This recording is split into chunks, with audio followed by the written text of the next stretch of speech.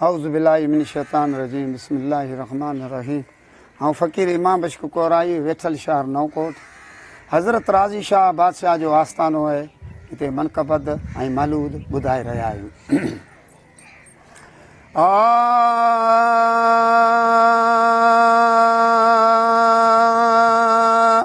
हो मथे अज मुल्क मारुन जे हो मथे अज मुल्क मारुन जे मडल क्या मी हमा डाणा मडल क्या मी हमा डाणा मिठा मारू मोहर पासे रहन रे लुन मथे राणा हो मथे अज मुल्क मारुन जे मथे अज मुल्क मारुन जे मडल क्या मी हमा डाणा मडल क्या मी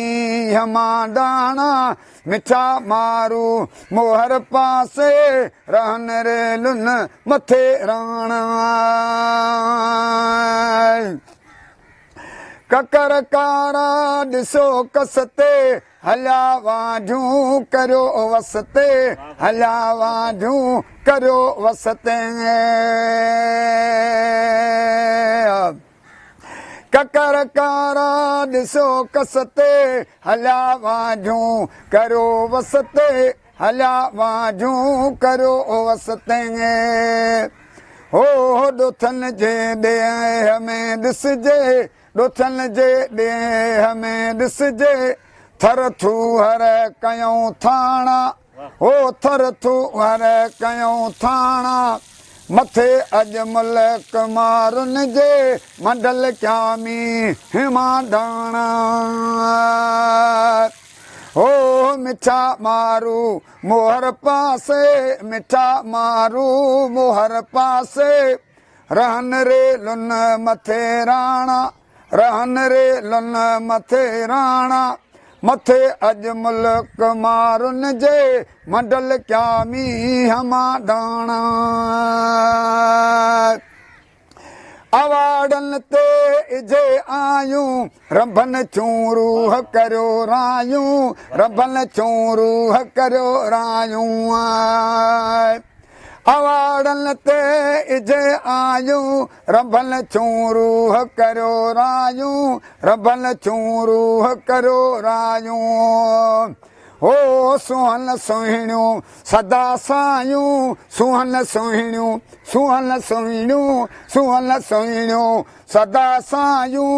मिड़न महलूं छॾियो माणा मिड़न महलूं छॾियो माणा मथे अज मुल्क मारुन जे मडल क्या मी हमा डाणा हो मिठा मारू मोहर पासे मिठा मारू मोहर पासे रहन रे लुन मथे राणा रहन रे लुन मथे राणा मथे अज मुल्क मारुन जे मडल क्या मी हमा डाणा बचन भूरियूं बगियूं भोलियूं कुंडियूं किण कन करियो टोलियूं कुंडियूं किण कन करियो टोलियूं बचन भूरियूं बगियूं भोलियूं कुंडियूं किण कन करियो टोलियूं कुंडियूं किण कन करियो टोलियूं हो चढ़ा चौ तरफ कन बोलियूं चढ़ा चौ तरफ कन बोलियूं भिटन पास छा भाणा ओ भिटन पास छा भाणा मथे अज मुल्क मारुन जे मडल क्या मी हमा डाणा हो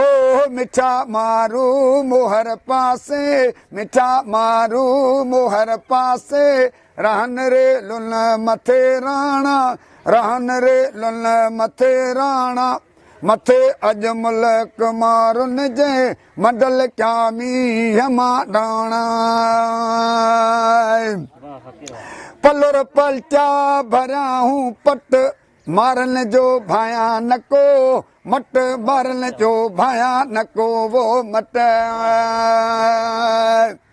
पलर पलटा भरावो पट मारन जो भयानको हो मट मारन जो भयानको हो मट चवे आबास अली झटपट चवे आबास अली हो चवे आबास अली झटपट लुलर लंब जंगा मचालाना लुलर लंब जा मचालाना मथे अज मुल्क मारुन जे मंडल क्या मींह डाणा हो मिठा मारू मोहर पासे मिठा मारू मोहर पासे रहन रे लुन मथे राणा रहन रे लुन मथे राणा हो मथे अज मुल्क मारुन जे मंडल क्या मींह डाणा।